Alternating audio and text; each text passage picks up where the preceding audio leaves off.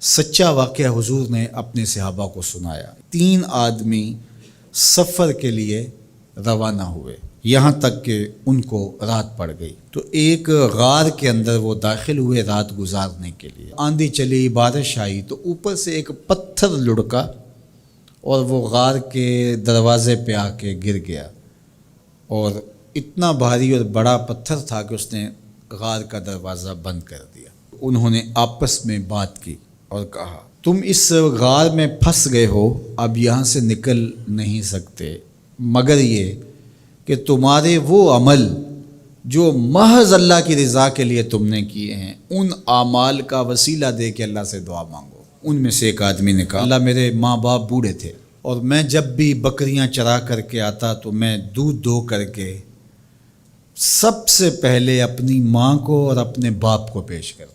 ایک دن میں سرسبز درختوں کی تلاش میں بکریاں لے کے کوئی چارہ، کوئی درختوں کی تلاش میں دور نکل گیا۔ میں جب واپس پلٹا، دونوں سو چکے تھے۔ میں نے یہ مناسب نہ سمجھا کہ میں ان کو جگاؤں، بیدار کروں کہ اٹھو دودھ پی لے، لیکن اب سارا دن وہ بھوک سے تھے، تو اچانک آنکھ کھلے اور بھوک کی شدت سے تڑپے، تو میں وہاں سے ہٹ بھی نہیں سکا۔ تو کہتا ہے کہ میں بچوں کو نظر انداز کیا اور ماں باپ کے جاگنے پہ دھیان رکھا، اور یوں ساری رات بیت گئی۔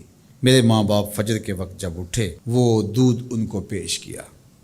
اب یہ عمل پیش کر کے کہتا ہے، اے اللہ، اگر یہ میں نے محض تیری رضا کے لیے کیا، تو جانتا ہے میرے دل کو، تو اس پتھر کو ہٹا دے۔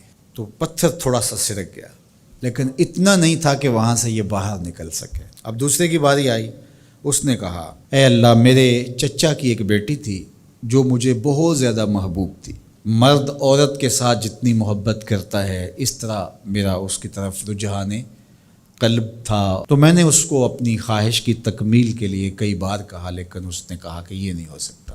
اور پھر ایک دن حالات نے اس کو مجبور کر دیا، فاقہ زدہ حالات ہو گئے، غربت آ گئی، تو اس نے مجھ سے اپنی حاجت طلب کی، تو میں نے اس کو 120 دینار دیے، لیکن اس شرط پہ کہ تم اپنا جسم میرے سپرد کرو گی۔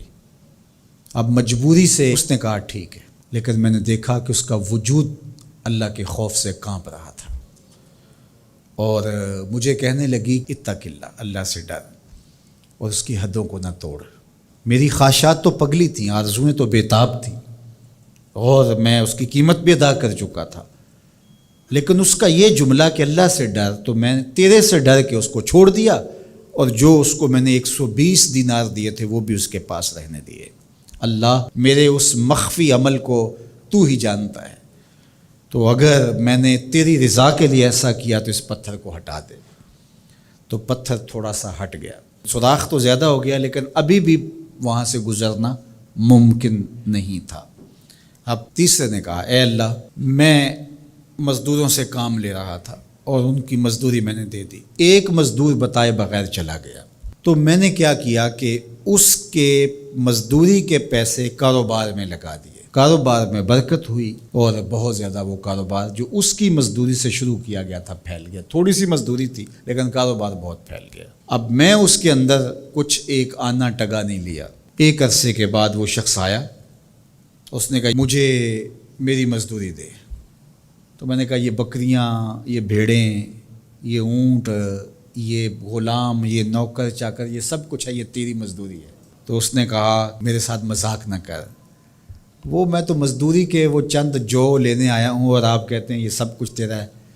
تو اس نے ساری صورتحال بتائی، تو اس نے وہ ساری بکریاں، وہ سارے اونٹ، ساری گائے اور سارے غلام ہانکے اور چل دیا۔ کہا، اے اللہ، اگر یہ عمل میں نے تجھے راضی کرنے کے لیے کیا تھا تو پتھر کو ہٹا دے۔ تو حضور نے فرمایا، وہ پتھر ہٹ گیا اور یہ چلتے ہوئے باہر آ گئے۔